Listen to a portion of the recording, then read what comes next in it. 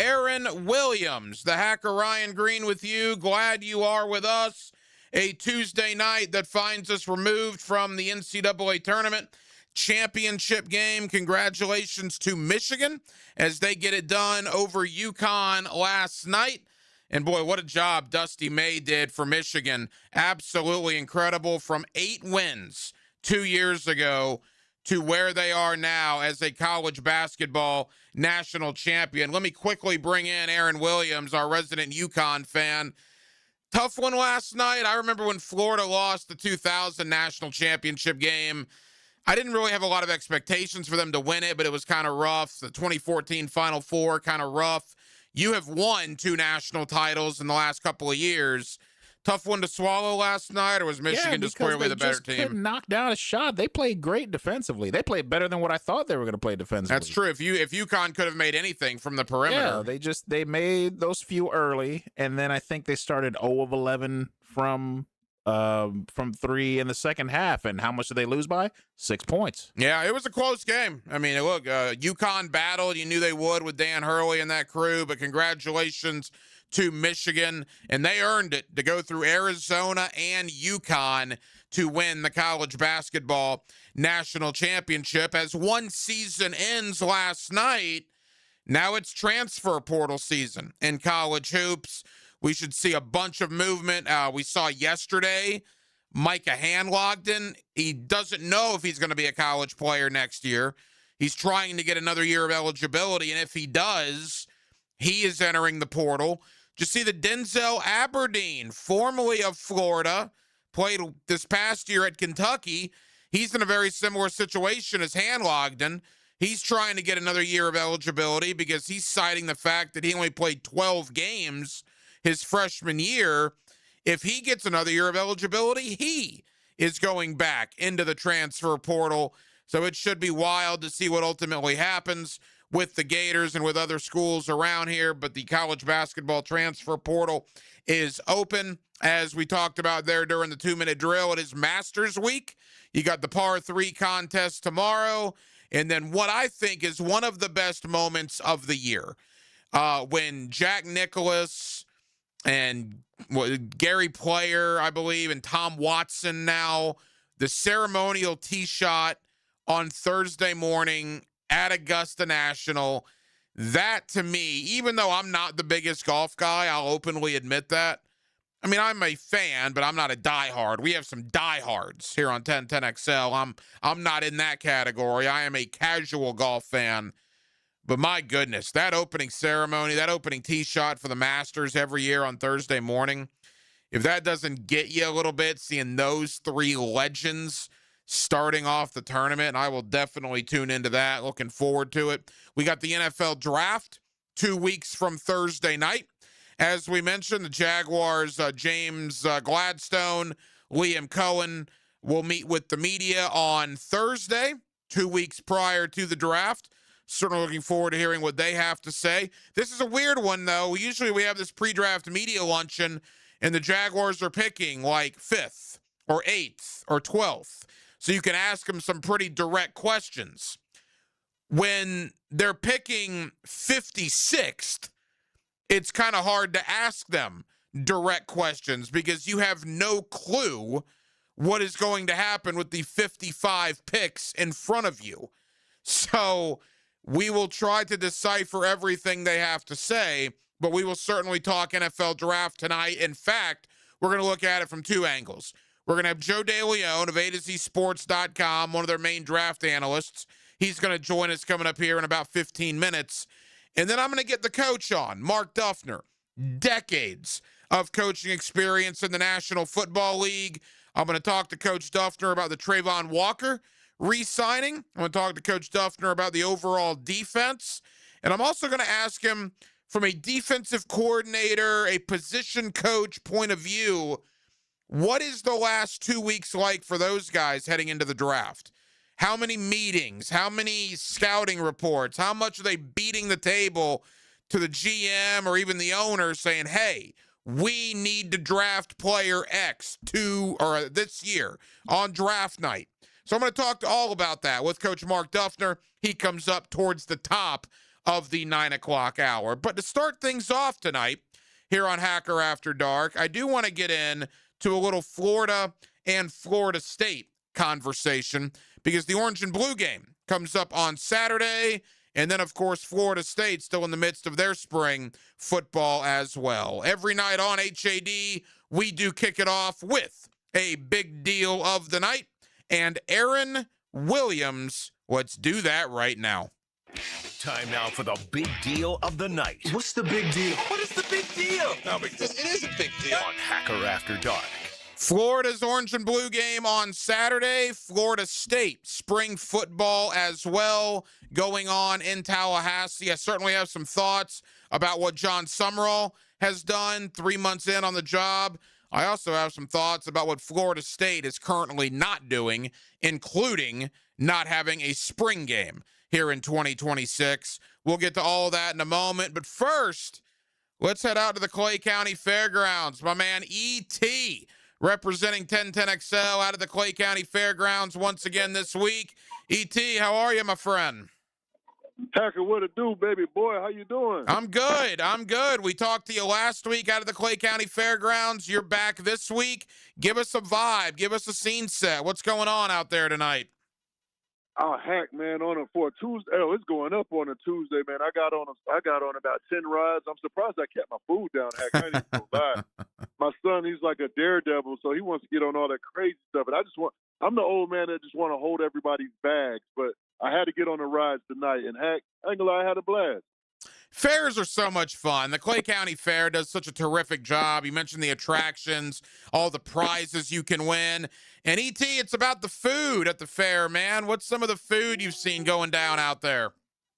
Man, I saw all type of candy. I'm a sucker for candy apples, man. You know I like my fried Oreos, them turkey legs. And then I saw a fruity pebble corn dog that I got my eyes on too, man. There's all kind of stuff out here. I love it. I love it. I know Mike Dempsey is a judge of the corn dog eating contest as well out there at the Clay County Fairgrounds. E, you've been going out there for years, not just with 1010XL, but you live over in that part of town.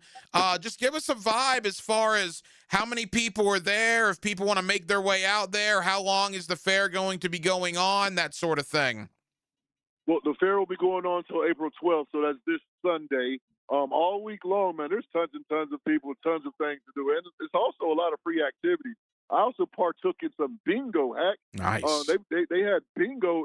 You can win some free money, man, because I'm trying to get some of my money back on this money I'm spending out this fair. I done donated so much money to this fair over the years, and I probably will continue to donate because it's just a good old time. There's no doubt. The rubber ducks, I've gotten many a rubber duck from a fairgrounds for Forrest. He loves that, all that sort of stuff. Well, E, enjoy yourself out there at the Clay County Fair. Again, they do such a terrific job out there. Thank you, my friend. We'll be listening to you tomorrow morning on The Drill. Absolutely. Y'all go get y'all's tickets to come to the fair. It's going on till April 12th, and it's a good old time. I'll let you, boy. E.T., good to be with you. E.T. with us here on 1010XL. Again, the Clay County Fair all the way up through April 12th this Sunday. Make your way out there. And as we talked about last week, I love the fair. And the Clay County Fair, one of the ones around here, it does it very, very well. All right, back into the world of college football. Orange and Blue game on Saturday down in Gainesville. John Summerall's first spring as the head coach of the Florida Gators. You know, here's my overall thought on Summerall. Will we know anything of substance until September? Of course not, because what's the only thing that matters? W's and L's, right?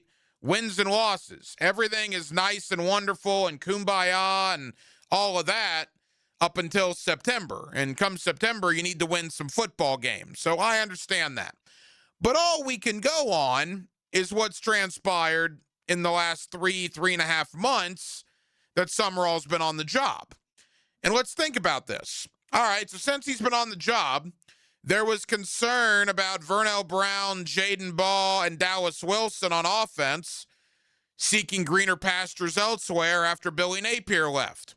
All John Summerall did was be able to keep those three weapons. Ball is back, Wilson's back, Vernell Brown is back. By the way, they add a guy like Eric Singleton in the transfer portal, add a guy like Aaron Philo in the transfer portal. More on him in a moment. Defensively, Jaden Woods was looking around the transfer portal. I believe he even took a visit to Texas. What does Florida do? They're able to keep Jaden Woods. They're also able to keep Miles Graham. Wonderful job by Florida's first-year staff to be able to do that. DJ Lagway left, but I got to be honest with you, I'm not going to lose a whole lot of sleep over that. I'm a fan personally of DJ Lagway. He joined me literally the night he committed to Florida. He was here on Hacker After Dark. He was also with me on the night he signed with Florida. I am never going to say anything bad personally about DJ Lagway. From a playing perspective, he did not live up to expectations. Were those expectations fair? I don't know. It was a lot of pressure to put on an 18-year-old kid. There's no doubt about that. I mean, he was the Gatorade Player of the Year, and all that comes with, those expectations. But Lagway did not live up to expectations. So the fact that he is gone doesn't really keep me up at night, if you want me to be perfectly honest. Now, they still have to find a suitable replacement. Is Aaron Philo that guy? Well, he comes with Buster Faulkner from Georgia Tech. And Buster Faulkner, by all accounts, was a grand slam hire. I mean, Buster Faulkner, I remember wanting Brent Key to be the new head coach at Florida. When it was pretty obvious Billy Napier was losing his job, I was all in on Brent Key, if you guys remember. Everybody else wanted Lane Kiffin, or everybody else wanted this guy or that guy. I was a Brent Key guy. And I even had a few Georgia Tech guys here on Hacker After Dark that cover the Yellow Jackets. And they said, well, that's all fine and well if you want Brent Key, but just make sure one thing. Make sure he brings Buster Faulkner with him. Because the thought in Atlanta is that Georgia Tech was as successful as they were, not just because of Brent Key, he's a good coach, but they were successful in large part to Buster Faulkner. So Buster Faulkner comes to Florida, and what does he do? Well, he brings a couple of offensive linemen with him. He brings a tight end with him. He brings a former wide receiver and Eric Singleton with him. And, of course, he brings Aaron Philo, the quarterback for Georgia Tech, with him. Now, Aaron Philo only played 2 games as a Georgia Tech player as a starter. Started 2 games. But do you realize Philo in high school broke most of Trevor Lawrence's passing records in the state of Georgia, which is pretty wild to think about. Now, he was the backup to Haynes King, and Haynes King was unbelievably good the last 2 years. The thought was Philo was going to start at Georgia Tech in 2026. He obviously wanted to come to Florida with Buster Faulkner, and everybody thought at the time that this was Aaron Philo's job.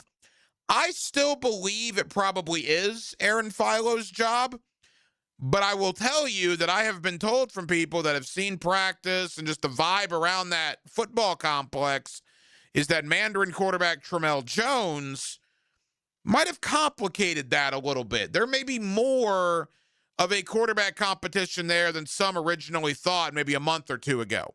We'll see how that translates into the summer and certainly into fall drills. Again, if you still had to ask me today who's going to be the starting quarterback in September, I'm going to say Aaron Philo. But I maybe am not as confident about that as I was a month ago based on what I've heard about the performance of Tramel Jones. Back to John Summerall. You know what his biggest flaw was when he got hired? You know what his biggest flaw was? Is that his name wasn't Lane Kiffin. Everybody was on the Lane train, right? Florida's got to land Lane Kiffin. He's got ties to the state because of Monty, which is true. His ex-wife had all the Florida roots, which is true. Everybody was trying to connect as many dots as they could to get Lane Kiffin to Gainesville. And when it became very apparent that Lane Kiffin did not want Florida, that Lane Kiffin wanted LSU, well, then the Gators shifted to this guy and John Summerall. And some of the fans were like, oh, no. Another group of 5 coach from the state of Louisiana. What are we doing? John Summerall won't coach his first game in Gainesville for 5 months. The first game that matters, he won't coach for 5 months. And if you're a Gator fan that's listening to that guy talk for 10 seconds, I think it's very apparent already the difference between John Sumrall and Billy Napier. Yeah, they both came from Louisiana and they both coached in the group of 5, and that is where the similarities stop. I am already a big fan of John Sumrall. I don't think he gives you a lot of coach speak. I think he tells you what he thinks, for the good or the bad. And I think Gator fans are really going to like that guy, if you don't already. Thumbs up so far. Now, again, he doesn't coach a game for 5 months. But all we can go on is his first 90-plus days on the job. And his first 90-plus days on the job, I don't know how you could ask for much more. Again, orange and blue game on Saturday to finish out spring practice for the Gators. Quickly to Florida State. We're going to go over to Tallahassee later this week. I'm probably going to dial Ira Schoffel's number from warchant.com just to kind of get a vibe over there. Because honestly, I just haven't heard much coming out of Tallahassee. Media can't watch practice. There's going to be no Garnet and Gold game. And for the first time in a while, they're not even doing a Seminole spring football speaking tour. Boy, that does not exactly reek of confidence, does it? When you don't want anybody watching you practice, you don't want fans coming to a spring game, and you don't want your head coach to be in front of a large group of fans asking questions because maybe you think it might turn toxic. That just does not speak highly of what's going on right now in Tallahassee. Is it Ashton Daniels as the quarterback? Is there a competition over there? I mean, they got some good news with Deuce Robinson back. I mean, they got some guys over at Tallahassee. But man, I've been doing this, lucky enough to be doing this since 2002. And I just don't remember an off season that's been this quiet, this anticlimactic for Florida State than what we're seeing right now. Just very, very little news. Maybe that'll be a good thing. Maybe they'll come out and beat the brakes off of New Mexico State on Labor Day night. They'll put one on SMU and they'll be 2-0 and we'll start thinking, maybe Norvell has rekindled that magic. But if that doesn't happen and they start off slow and you don't talk to the boosters and you didn't do a spring game and you didn't let the media watch practice, well, then now we know why. It could turn very, very negative very quickly. And I don't even think the buyout matters anymore. To me, there's not a planet. There's not a life where Florida State can miss a bowl game 3 years in a row and Mike Norvell survive. I don't care what the buyout is. It'll still be north of $45 million. I'm shocked that he's still there after missing a bowl game 2 years in a row. No way, no shape, no how he misses a bowl game 3 years in a row and saves his job. They would become a laughing stock at that point. It would turn into lunacy at that point. Buyout be damned. You got to get rid of him if he misses a bowl game 3 years in a row. This is Florida State University we're talking about. They haven't won a road football game in 2 years. They're 7-17 in their last 2 years. A team that once had 13 consecutive seasons of finishing in the top 4 in America has lost 17 of their last 24 games. I believe their ACC record in that time is something ridiculous like 3-13. And they haven't won away from Doak Campbell Stadium since 2024. No, check that. 2023. Oh, that's even worse. 2023 was the last time they won away from Tallahassee. Yikes. Amazingly, Florida with the new coach seems to have more of the positivity, more of the optimism, whereas Florida State, who had a coach that won 19 games in a row once upon a time, seems to be having a little apathy from their fan base right now. More on that coming up. In fact, later on in the 9 o'clock hour, we'll go to Gainesville. Andrew Spivey, GatorCountry.com, will join us to talk about Florida spring football. And again, later on in the week, we will go to Tallahassee. Catching up with my buddy Ira Schofel of warchant.com. Back into the National Football League, the NFL Draft, 2 weeks from Thursday night. Jaguars, 11 picks total, including 4 in the top 100. Joe DeLeon does a terrific job with the A to Z Sports Crew. He's one of the hosts of their NFL Draft podcast. And we're going to do a deep dive into the defensive class, into the Jaguar outlook for the draft. Joe DeLeon, A to Z Sports.com next on a Tuesday night here in Jacksonville, Florida. And we're glad you're with us. Till 10 o'clock, it's Hacker After Dark. Mystery Men. I'm invisible. Can you see me? Yes. Dan Hicken and Jeff Prosser. Do I know you guys? I don't think so. 60% of the time, they talk sports all the time. Learn it, live it, love it. Mornings on 1010XL. We aim to please. Blue here for the Blue Crab House, located right off of San Jose. It's on Jewington Creek Road. They've been around since 1996. Indoor-outdoor dining. Also, takeout is available at the Blue Crab House. Open 4:30 to 9, Tuesday through Saturday. Sunday, noon until 9. Remember, Tuesday, $2 margaritas. Wednesday, $1 oyster night. How about the blue crabs? How about my personal favorite, the Canadian snow crabs? Whatever it is that you fancy, you get it right there. The Blue Crab House. Getting married? Celebrating an anniversary? Celebrate your love with new wedding bands and save up to $10,000 right now at Beard's Diamonds. Now through April 19th, buy one wedding band, get a second one free. It's Beard's most popular offer ever. You both get new wedding bands, but you only pay for one. Gold, platinum, titanium, all wedding bands included in this springtime event. Now through April 19th. Buy one, get one free. Only at Beard's at the St. John's Town Center. Mark your calendar for Friday, April 17th at the Yards for the second annual Birdies and Bounces, presented by the Mackenzie Noel Wilson Foundation. This premier golf and pickleball tournament brings together competition, community, and purpose for an unforgettable day on the course and courts. Proceeds benefit the Boys and Girls Clubs of Northeast Florida, helping create great futures for local kids. Register or learn more at bgcnf.org and click events. Join us for a day of fun and impact for youth in our community. If you missed it, get it on demand. And you send those out on the line. Find your 1010XL favorites where you find podcasts and at 1010XL.com. Channel 5, Duck Rooter Plumbing, Septic and Air Conditioning. Veterans and active duty service members, when your call to service ends, your mission doesn't have to. Go from GI to IT in just a few months at My Computer Career. Prepare for a high-demand career in cybersecurity, protecting people, systems, and institutions from real cyber threats. Cyber warriors are needed now. Will you answer the call? Go to mycomputercareer.edu/CWP to learn more. That's mycomputercareer.edu/CWP,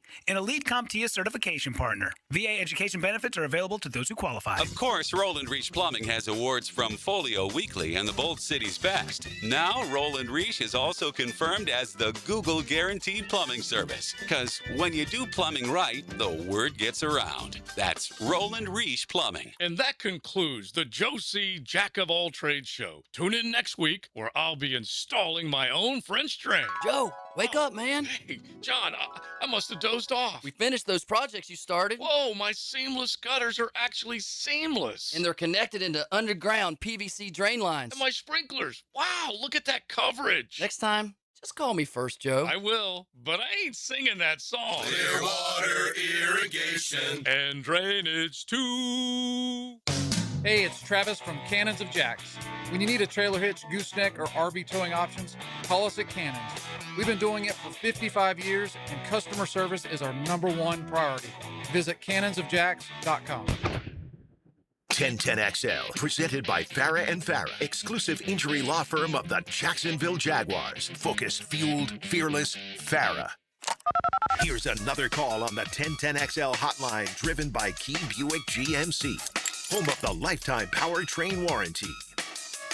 Back here on 1010XL and 92.5 FM in the city of Jacksonville, your home for the Jacksonville Jaguars, and we are glad you are with us. We are 2 weeks away from the NFL Draft. It will be up in Pittsburgh, April 23rd, 24th, and 25th. The Jaguars, of course, do not have a first-round pick. What they do have are 11 picks overall, including 4 inside the top 100. Let's talk about the draft. Let's review free agency. Let's certainly talk about the Trayvon Walker contract extension and how all of that will factor into what the Jaguars do in a couple of weeks. Joe DeLeon, A to Z Sports.com, is certainly one of our guys when it comes to the NFL draft. He does a terrific job for A to Z Sports.com, and he's always kind enough to join us here on 1010XL. Joe, how you doing? I'm doing great. It's been a fun draft cycle to keep up with, and it's crazy that we're slowly coming to the culmination of it. For a guy like you that I'm sure looked at this draft class as soon as last year's ended, what are these last 2 weeks like? Well, it's wrapping up and starting to put a bow on some of the top players and maybe these position groups of like figuring out who maybe we've missed and needs to be addressed to round out and establish final rankings. The hopeful goal is to be officially done watching film soon so that the focus is on the commentary. The focus is on the projection and where players fit with teams and, really digging into the I guess the political nature and the whole craziness that happened the week leading up to the draft. So it's really about finishing up those final notes and locking ahead on what's going to be a crazy stretch leading up to that first pick being in on the 23rd. I was talking about this earlier this week. I'm curious your thoughts. If Roger Goodell sent out a memo to all 32 teams and said, we're moving the draft up 2 weeks, it's going to be tomorrow, could they draft? Are the teams ready to draft, or are they still dotting the I's and crossing the T's? I think a lot of these teams are doing those final measures, and they are trying to put in that final work. There's a lot that has to go into with final interviews, background information digging. All the athletic testing's done. All the pro days are done. All that information is solidified. But the information gathering has been happening for so long that there's really hasn't been the final lead up to make those and establish what the decisions are going to be, who to prioritize, who they want to end up going with. To a degree, maybe it is a little bit of over-analysis, but there's still a lot of work that needs to be done before the draft actually happens. Joe DeLeon of A to Z Sports.com. All right, Joe, you and I haven't spoke since free agency for the Jaguars. Let's quickly focus on Trayvon Walker, the contract extension last week. What was your initial reaction to Walker's 4-year deal? Yeah, I think it's justified. He might not be a incredibly productive sack getter, but I think that Walker has established himself as one of the better starting defensive ends in the NFL. I think that this Jacksonville defense needs premier players like him to be a part of their future vision and their goals for what they're trying to accomplish. I think that there's a lot of opportunities for a player like Walker to continue to grow and for this defense to grow around him. And I think just naturally when you see a player like him getting a big contract that doesn't have the sack production of the big name other pass rushers like the TJ Watts, the Aiden Hutchinsons, the Myles Garretts, you might assume that it's a ridiculous overpay or anything along those lines. It's a very difficult task to find talented defensive ends, pass rushers in the NFL. So to have a guy like that on the roster, you got to do whatever you can to keep him. Other positions are a lot easier to fill in those holes with average level players. So I think it's completely justified. I think that Walker, having been the former first overall pick, maybe hasn't played up to that elite, premier, one of the top 5 pass rushers conversation, but he's certainly a very, very important player on this roster. You know, when you look at what the Jaguars did in free agency, it was very quiet. Certainly the 2 big pieces of news were the departures of Travis Etienne and Devin Lloyd. Let's begin offensively. They brought in Chris Rodriguez. They still have Bashel Tootin, who showed some things last year, and LaQuint Allen Jr., who became a fan favorite because of his, attitude and his demeanor here. I'd like to see him get some more carries, which he probably will in 2026. With Allen, Tootin, and Chris Rodriguez, Joe, do they have enough in the backfield, or they need to address that in the draft? I think that they need to address that in the draft, and it's been one of the position groups that have kind of circled for the Jaguars. I'd be quite stunned if they ended up leaving this draft without drafting a running back and drafting one early. I look at this group that you just read off there. There's some solid players, but they're all role players to me. Those are a bunch of guys that could be solid, impactful players, rotational running backs, but I think that they need to find that guy that they can lean on like they had with Etienne. And I don't know if there is maybe a desire to go with a Jadarian Price type of a prospect, a guy that is going to be really explosive in space, that is super shifty, that is very instinctual, or maybe they want to go with somebody like an Emmett Johnson, who in Cohen's career has leaned on players like that and have gotten a lot of production out of players like that. I look at Bucky Irving and Emmett Johnson and see similarities where neither of those guys are premier long speed players where they're going to put up a ridiculous 40 time. But the way that they win is because they've got really quick feet. They've got really, really good vision and patience. I think that there are a number of players on day 2 that the Jaguars could be targeting. Now, the one thing that does need to be thrown in here, I think if you leave day 2 and you don't end up taking one of those top running backs in that second tier of Jadarian Price, Jonah Coleman, Emmett Johnson, and also you could probably throw in Damon Claiborne in there. If you don't end up taking one of those players, I think it would end up just not be worth selecting any of these running backs on day 3. This day 3 crop of running backs lacks guys that I think are going to go on to become solid starting running backs. If anything, it's just going to be more of the same of the current group where most of the options are role players. NFL Draft 2 weeks away up in Pittsburgh. Joe DeLeon, A to Z Sports.com with us here on 1010XL in Jacksonville. ETN departs on offense. The defensive equivalent of that was certainly Devin Lloyd departing on the defense. At linebacker, Joe, there's Ventrell Miller in-house. They got Jack Kaiser from last year. They do like the undrafted rookie and Branson Combs coming into year 2. James Gladstone still talks about him. Could one of those 3 guys be the Lloyd replacement, or do you foresee them drafting one pretty early in 2 weeks? Well, the thing with linebackers just in general, it's a position where I think a lot of teams go with this approach of trying to see what they can get out of their mid to late round picks or cheap free agents. It's a position where if you've got a really good unit up front and you've got solid players in your secondary, that you can get by with average level linebacker play. But it's another position where I'd imagine with all those day 2 picks that you would try and invest one of those in a linebacker. And I think that there are plenty of good options in this year's draft class at linebacker. It's one of the best position groups. So, and I'm sure that fueled some of their decision-making to let Devin Lloyd leave, is why would we pay this guy a ton of money who finally was his most productive this year when we can pull somebody for much cheaper and save our cap space? I like some of the options for them. I like the thought of maybe Jacob Rodriguez from Texas Tech, who is great at producing turnovers. I really like the thought of Josiah Trotter from Missouri, who's quite instinctual and shifty and quick. And then lastly, I'd throw in there, I think that Keyshawn Elliott from Arizona State is super underrated and unheralded in this class. I think that he's got the athletic testing background to show that he's quite explosive, and I think that his instincts are super underrated as well. Joe, there's no doubt the Jaguars also have a need in the middle of their defensive line in the interior. And look, 3 months ago, 2 months ago, the thought of Caleb Banks being there at 56 was just a pipe dream, right? Now, obviously, the reason we talk about him is his proximity to Jacksonville, doing his thing over there at the University of Florida. But now this is another foot issue for Caleb Banks. This is, I believe, the second or the third on that foot in the last couple of years. And for a 6'5", 327-pound defensive tackle, that could start sending up red flags for teams. What are the chances of Banks falling to 56? And even if he does, do you trust that foot enough for the Jaguars to draft him there?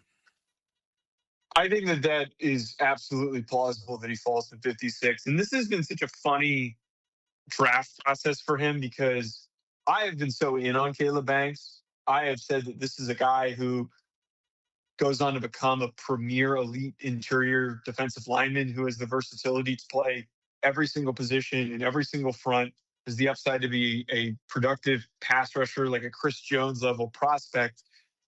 And he didn't play at all this year because of the foot injury that you mentioned. Comes back at the end of the season, it's rough.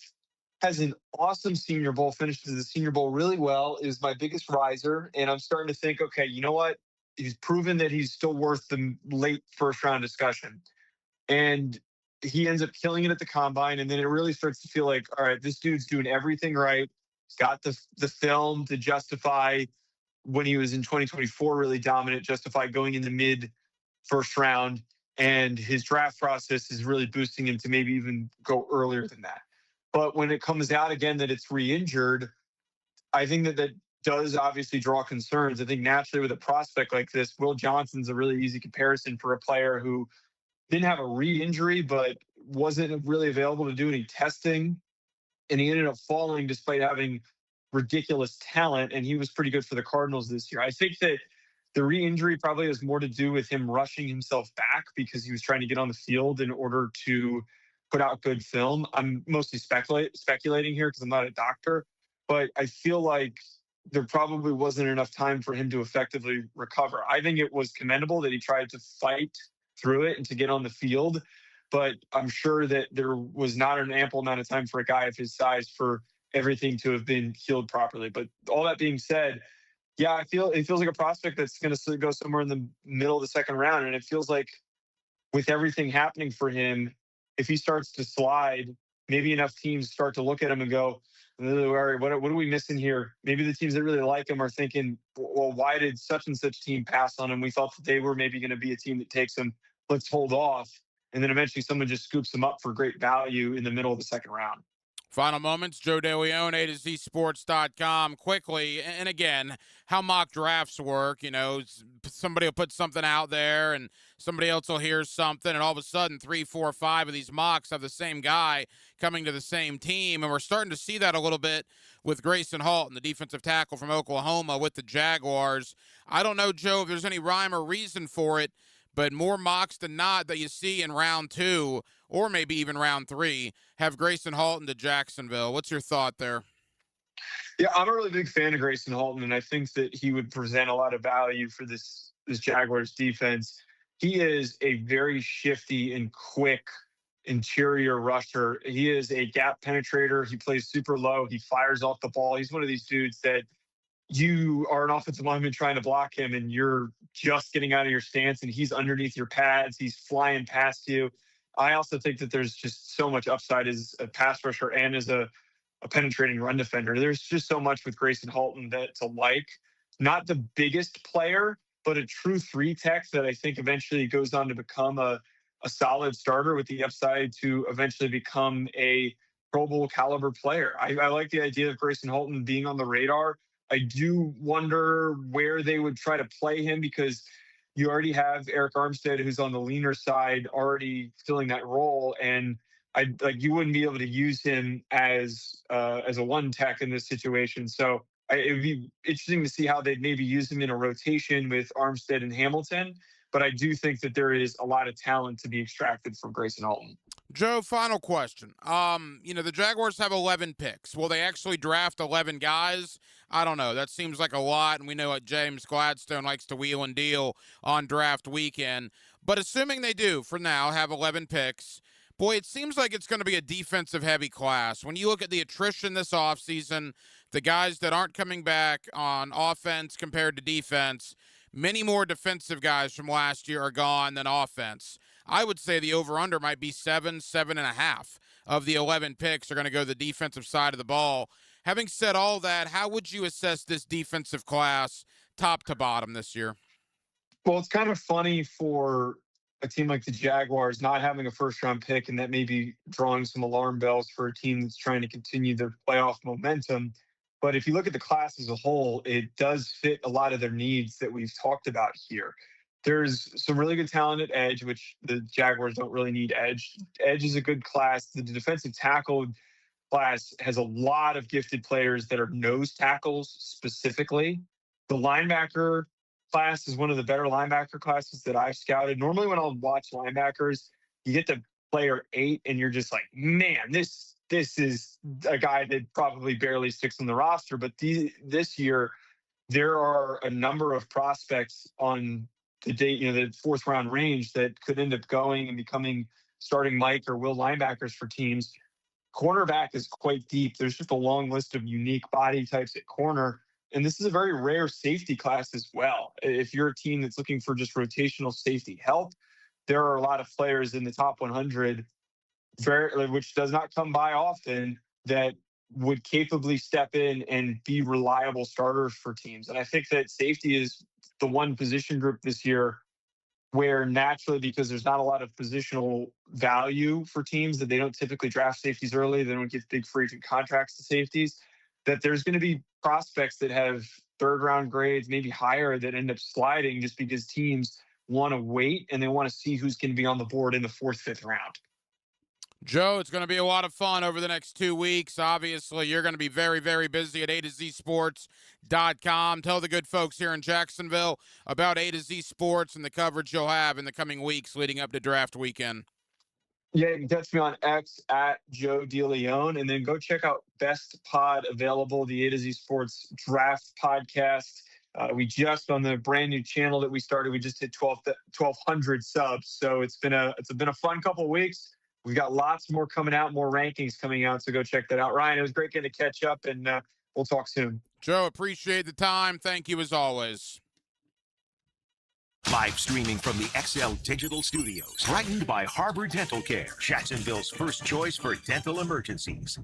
Awaken 180 weight loss. Awaken 180 weight loss. Hacker here for the best weight loss program that I've ever been on. You know, I talk about the coaching that Awaken 180 provides. Speaking of that, I had a meeting with my coach earlier today, about once a month in the maintenance program. When I was on it, losing over 100 pounds, I met once a week with Kate. She did a terrific job guiding me through the process. We made plans for the week. We figured out what I was doing, if I was going anywhere, what I needed to take with me. That's the best thing about Awaken 180 is the personal relationship. You're in it together with your coach. They don't give you a shot and say, here you go, this will suppress your appetite, have fun, or take this pill and you won't be hungry for 72 hours. Well, that's all fine and well, but at some point, that shot's going to wear off, right? And then what happens? Well, you're hungry again. With Awaken 180, it's a lifestyle change. You figure out why you gained the weight you did, why you're losing the weight you are, and more importantly, how to keep that weight off. Guys, if it's time for you to drop the weight like it was for me, go to awaken180weightloss.com. That's awaken180weightloss.com, or call 844-346-1800 and do what I did and get hooked up with the great folks of Awaken 180 Weight Loss. Baloo here for Smunez Vision. Why Smunez Vision? Well, I've been with Dr. Neil Smunez now since I got back to Jacksonville in 2006. 37 years of experience he has. Smunez Vision is a family organization that focuses on personal high-quality medical and surgical eye care. Dr. Catherine Smunez is fellowship trained in cornea and cataract surgery and all refractive surgery. Combined, that's 30 years plus in laser eye surgery. Visit SmunezVision.com today. Here you can see.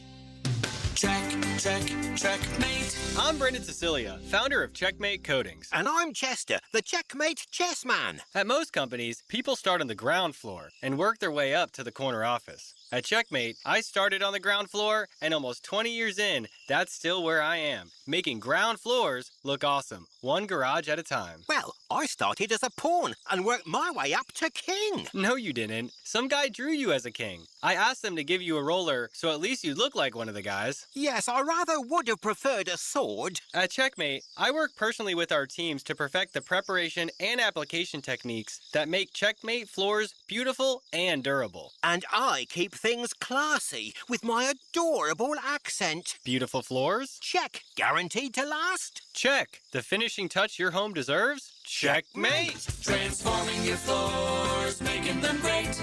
Checkmate. Visit checkmatecoatings.com. Attention skilled electricians. Are you undervalued at your current company? Time to step up to the bigger projects and better opportunities. Join the team at Miller Electric Company, a trusted name in the industry for over 96 years. At Miller, we tackle the biggest projects in the city, offering not just the job, but an experienced, top-notch pay, unbeatable benefits, and the best working environments in the business. Please join join the team that values your skills and rewards your hard work. Elevate your career to new heights. Apply today at millercareers.com, an equal opportunity employer. 1010XL, presented by Farah and Farah, exclusive injury law firm of the Jacksonville Jaguars. Still present, ready. Farah doesn't flinch.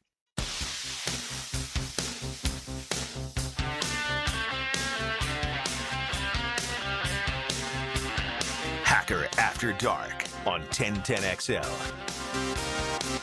So I was looking at a mock draft here real quick, not an NFL mock draft, no, an NBA mock draft, because decisions are going to have to start being made by a lot of people, including obviously the 3 Florida Gators. This is about what you see on all these mock drafts. They got Thomas Howell going 18th overall to the Charlotte Hornets. And boy, I would hate that as an Orlando Magic fan. Charlotte's good enough already. I don't need them to get a guy like Thomas Howell. But if he's the 18th overall pick, he's going to the NBA. There's no reason to come back to Florida. They got Condon and Chinua, and this is Bleacher Report. It just came out this evening. Condon 42 overall, Chinua right behind him at 43 overall. And boy, that's tough, man, because look, they're mid-second round picks, but I almost think you would be better off to come back to Florida, A, try to get back in the first round, but B, I think you'd make more money in the land of NIL if you're Alex Condon or Ruben Chinua at Florida next year than you would for being picked in the middle of the second round of the NBA draft. And not to spend a lot of time on this, but this 2026 NBA draft is going to be one of the best NBA drafts ever, at least on paper. I mean, A.J. DeBonsa, the kid from BYU, right? Then you got Darren Peterson, the young man from Kansas. You scroll down to Cameron Boozer from Duke. Pretty good. Then number 4, Caleb Wilson, North Carolina.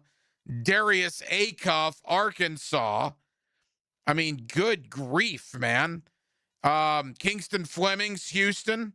The outstanding freshman, Makeel Brown, Louisville, another outstanding freshman. Braylon Mullins, the guy that hit the shot for UConn to beat Duke, is number 9 in this mock draft. LeBaron Philon from Alabama. Gator fans, I'm sure you remember him. He comes in at number 10. I mean, it is a loaded NBA draft. I mean, if Thomas Howell is going 18th overall in this mock, it goes to show you the players, the level of talent that there is. Obviously, all eyes are on the NFL mock drafts coming out. You know, the NFL draft 2 weeks away, but never too early to look at the NBA and with all the Gator guys that could potentially get drafted. And we'll see what ultimately does happen with Chinua and Condon. I would think you're going to start getting some clarity on that sooner rather than later, depending on what the Gators do in the portal. The college basketball portal opened today. I believe it's open for 2 weeks, and we'll ultimately see the movement. Quickly, because I want to get back into the Jaguars in the National Football League. Like 10 NFL teams reported for off-season workouts today. Every team with a first-year head coach began their off-season program today. I saw social media blowing up, Jackson Dart reporting for work for year 2 and all this. So guys are coming back to work. In a lot of these cities, the Jaguars come back on April 20th, and then they're on the field next month for OTAs, I believe, beginning on May the 26th. I don't talk a ton of baseball on Hacker After Dark. We will as the season goes on. I'll have some baseball guests. But I'm not going to break down the Arizona Diamondbacks pitching rotation. All right, that's just not my thing. If you want a firsthand opinion on how the Philadelphia Phillies are at second base, you probably don't need to listen to me, because that's not what I'm going to talk about a majority of the night. Would really have no desire to do that. Now, I'll talk 1991 Atlanta Braves with you all day. Or I can talk baseball history, but I'm just not going to talk about the third base issues of the Toronto Blue Jays. Having said that, there was a piece of me yesterday that felt good for the Tampa Bay Rays. It was 2024 where Tropicana Field the roof got basically destroyed by one of those hurricanes down there. And if you'll remember, there was legitimate talk that the Rays would never play at Tropicana Field again. And they had to play last year at their spring training site, which is right across the street from Raymond James Stadium in Tampa, because the Trop was not usable because of the roof. Well, the roof is better. The roof is better and improved, and the Rays are back at the Trop. See, I'm not a baseball purist. I know a lot of baseball purists hate Tropicana Field. I happen to love Tropicana Field. We usually go there once or twice a year, particularly for the Red Sox Rays. I've been there many, many times for those. Braves Rays. I've made my way to Tropicana Field more than any other big league stadium out there. I'd say I've probably been in that place over its tenure 35, 40 times since they started playing back in 1998. And my thing with Tropicana Field is very simple. See, I'm a simple man at heart. You know, Leonard Skinner, simple man. Shinedown, simple man. I'm a simple man at heart when it comes to baseball.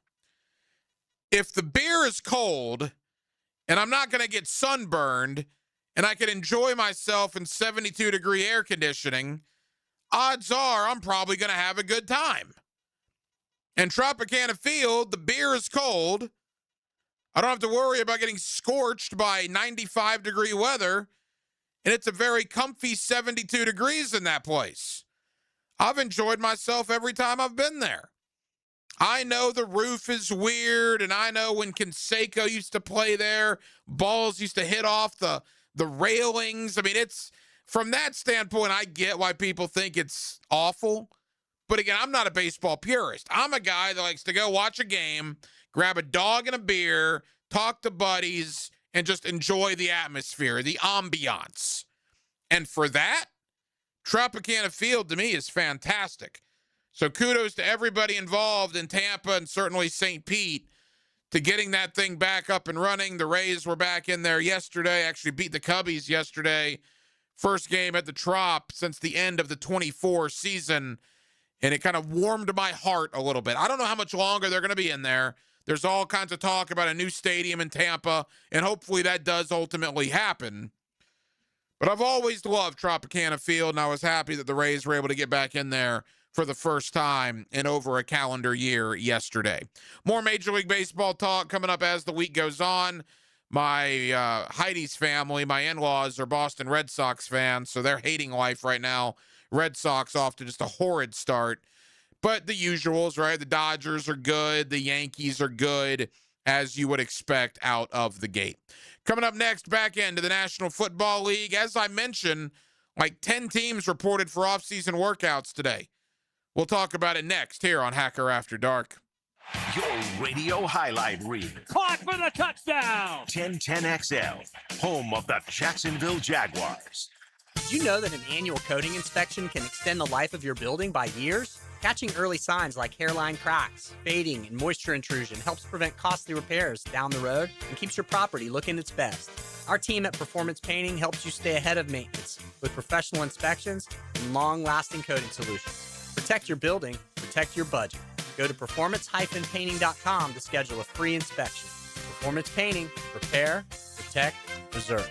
Performance Painting!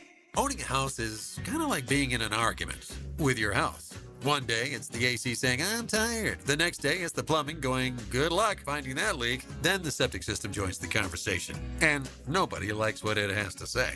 That's when you call Duck Duck Rooter Plumbing, Septic, and Air Conditioning. One team that handles all three, plumbing, septic, and air conditioning. So the next time your house tries to win the argument, call Duck Duck Rooter. 904-862-6769 or duckduckrooter.com. XL Primetime is back where they belong. Wait a minute, I know where that is. Lunch is on Joe C., Matt Hayes, and Leon. You could lay a little barbecue on us? From the big #1 Duval Ford Studios. But somebody else is going to have to cook it. Noon to 2 weekdays on 1010XL. The best value for golf in Jacksonville remains Cimarron, totally reestablished with new tee boxes, improved fairways and greens, also a brand new restaurant with indoor and outdoor settings, and live music. Join the Wild One loyalty program online at Cimarron Golf. When's the last time you played Cimarron? Cimarron Golf Club on 210, the Wild One. Wesley Financial Group is not a law firm, and Chuck McDowell definitely not an attorney. This is Chuck. If someone talked you into buying something really silly and you want to get out of that silly little thing, my advice, get the facts. Call me and I'll send you our timeshare exit kit absolutely free. Inside, you'll learn how timeshare works and all your options for cancellation. Call Wesley now for your free exit information kit. 800-791-0000. That's 800-791-0000. Credit card interest rates are now over 29%. Most people are only making the minimum payments, so they're getting nowhere. Hey, Prosser here, but here's what many homeowners don't realize. Using the equity in your home, you can easily access hundreds of thousands in cash. With Loan Pronto's Rapid Equity Loan, you can pay off your credit card, your existing HELOC, your car loans, or get money for that home improvement project. One client just got $100,000 approved and saved over $1,500 a month. Here's the best part. With Loan Pronto, you can do it all from your phone.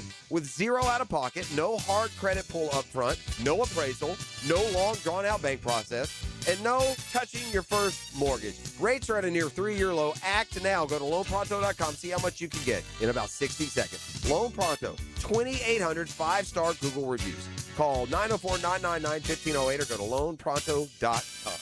Equal housing lender, NMLS 1661781, NMLSconsumeraccess.org. Spring is here. Is your yard ready? Lucas Tree Service, a family-owned business with over 45 years of experience, is Jacksonville's certified arborist for safe tree removal, trimming, and stump grinding for homes and businesses. Protect your property, boost your curb appeal, and enjoy expert service you can trust. Keep your trees healthy and safe before summer arrives. Schedule your inspection today at lucastreeservice.com. Hi, I'm Sean Monahan from Monahan Jewelers in Atlantic Beach. Since 1977, we've been Jacksonville's local family jeweler with a beautiful selection of fine jewelry and certified diamonds. But we're also Jacksonville's leading buyer of gold, silver, and diamonds from the public. Gold has recently hit an all-time high at over $5,000 per ounce, and silver is over $100 per ounce. Pay bills, buy something fun. Now is the time to sell your gold and silver for cash and get top dollar, or trade it in for a new piece and get even more at Monahan Jewelers in Atlantic Beach. 1010XL, presented by Farah and Farah, exclusive injury law firm of the Jacksonville Jaguars. When it's game time, Farah doesn't flinch.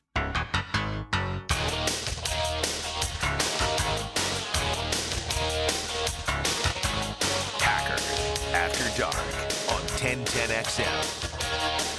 Halftime, Hacker After Dark, 1 hour down, 1 hour to go. We'll take you up till 10 o'clock as we do every night right here on 1010XL and 92.5 FM.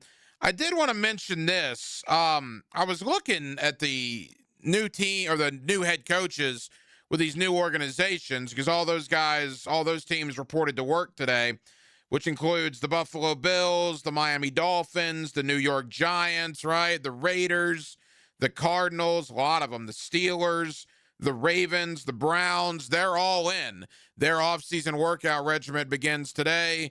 The Jaguars report April 20th. But this caught my eye. And Aaron, maybe I shouldn't get worked up, and I'm not going to say I'm worked up about it, but it kind of irks me a little bit. So let me ask you. So NBC Sports did a head coaching ranking list as 10 teams report for work today. They did not rank the 10 new head coaches. They just ranked all the returning head coaches. So one to, was it 23, I think, is how many they ranked? Because, again, they excluded the new guys or the guys that are in new places. 1 to 22. So they only ranked 22 head coaches. Where do you think Liam Cohen was? 1 to 22. 7. You have 7, and I think that would be fair. I have no issue with that whatsoever. No, he wasn't 7. Let me quickly read you where Liam Cohen is. Number 1, Sean McVay, Rams. 2, Andy Reid, Chiefs. Can't complain there. 3, Kyle Shanahan, 49ers. 4, Mike McDonald. He just won the Super Bowl. 5, Sean Payton. All right. 6, Jim Harbaugh. Okay. 7, Mike Vrabel. 8, Dan Campbell. 9, Nick Sirianni. 10, Matt LaFleur. 11, DeMeco Ryans. 12, Kevin O'Connell. 13, Ben Johnson. And there's Liam Cohen. 15. Coming in at 14. 14. 14 on this okay. list. All of those, well, besides the Ben Johnson one. Well, actually, no, I take it back. Well, actually, no. What I was going to say is right. All of those coaches have multiple playoff appearances. That's fine. Playoffs. Cohen's been a coach for 1 year. No, I agree. I mean, but we can't expect them, I guess, to be up there. I thought we were judging just based off last year. Well, no. I mean, we're judging going into the 2026 season. This is not a body of work. This is, based on the way I'm reading this, who would you want your coach to be coming into 2026? Yeah. They got Liam Cohen 14th. There's not a chance on this planet there are 13 head coaches I would want more going into 2026 than Liam Cohen. So the first 5 I agree with. So from 5 on, who's after that? All right, number 6, Jim Harbaugh. 7, Mike Vrabel. 8, Dan Campbell. 9, Nick Sirianni. 10, Matt LaFleur. 11, DeMeco Ryans. 12, Kevin O'Connell. 13, Ben Johnson. 14, Liam Cohen. Okay, so of those you just named, I would take off KOC, Nick Sirianni, and no, I don't know about DeMeco Ryans because DeMeco Ryans has done a damn good job with that. I'm just saying, look, I mean, if you're going based on, if this isn't a body of work, if you're just ranking them who you would want coming into 2026, and all we know about Liam Cohen is he took a 4-win team to a 13-win team in 1 year, I don't know how you could have 13 guys ranked above him. Maybe I'm just getting my feathers ruffled for argument's sake, but I saw that and I'm like, 13 guys ranked ahead of Liam Cohen? Yeah, well, I don't know about that. I do know this. Mark Duffner has been a coach in the National Football League for a long time. And when I say a long time, if you take into account his college work and his NFL work, 50 years on the sideline for Coach Mark Duffner. He joins me next. Let's talk about the Trayvon Walker contract extension. Let's talk about the draft and the offseason so far here in Jacksonville. The Coach Mark Duffner next here on Hacker After Dark. He writes. Done. He speaks. Amazing, isn't it? He's nationally syndicated sports writer Matt Hayes, and he's on XL Prime Time. Weekdays noon to 2 on 1010 XL. I'm here with Danny Van Sickle, director of the Electrical Training Alliance. Danny, tell me about your program. Hey, Rick. We're a 4-year electrical apprenticeship. Our students start out making over $40,000 a year, and right now make over $90,000 a year, including benefits. There is no tuition or student debt. You just have to apply and get accepted. Did you say no tuition and no student debt? You heard that right, Rick. Once you're accepted to the program, your only cost are the books and the course fees. About $800 a year. That sounds like an amazing opportunity. How can I learn more? Just go to etajax.org and you can apply there. Apply by May 14th. I used to dread going to the dentist. Every visit felt like a sales pitch with constant upselling, surprise fees on my bill, and I could never get in when I needed to. But Harbor Dental Care? Totally different. They saw me the next day, gave me honest pricing up front, and even set me up with a payment plan I could actually afford. No pressure, no surprise charges, just kind people who get it. If you want to experience dentistry the way it should be, book your appointment today at harbordental.care. That's HARBOUR dental.care. Looking for an exciting, fun-filled evening the whole group can enjoy? Welcome to indoor football. Welcome to the Jacksonville Sharks. Discover the thrill of the indoor league. Fast-paced, action-packed, and it's family fun. Be there when your Sharks take on the Orlando Pirates Friday, April 17th at the VyStar Veterans Memorial Arena. Kickoff, 7 o'clock. Halftime performance by the world-famous Disconnected Canines. Ask about our family 4-packs. 4 tickets and $50 in food vouchers, all for only $100. There's no better value. Get your tickets now at jacksharks.com or call 904-621-0700. It's Country Night presented by Roland Reese Plumbing. Dust off your boots, throw on your camo, get ready for a night full of football fun and great music. Join us on the field after the game for our free autograph session, sponsored by Flight Adventure Park. Tickets start at $15. Call 904-621-0700. That's 621-0700. Sharks football, where memories are made. Go Sharks! Fins up. Home of the Jacksonville Jaguars. WJXL AM Jacksonville Beach. WJXL FM Jacksonville Beach. Learn the secrets to bring your A game on the Edwin Watts Golf Hour. Yeah, well, you really crushed that ball off the tee, I'll tell you what. Learn the latest on new equipment from all the major manufacturers on the Edwin Watts Golf Hour. Saturday morning at 10 on 1010XL.